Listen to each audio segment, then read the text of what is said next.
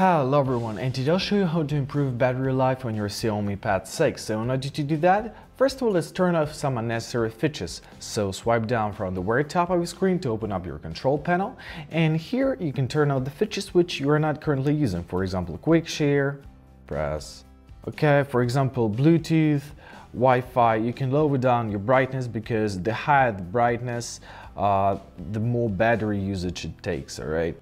Also, let's choose a light mode. In order to do that, go to your settings, find your display and brightness, and here you can switch between light mode and dark mode. Since the screen is LCD, unlike LED, there is no difference in power consumptions between light and dark mode. However, in light mode, text and images are more visible, even with lower brightness, so make it up to your choice. Now, the last but not least, let's enable our battery saver. So in the settings, right here, let's find our battery saver option. Press battery right here, press current mode and choose a battery saver. Confirm your choice by pressing OK.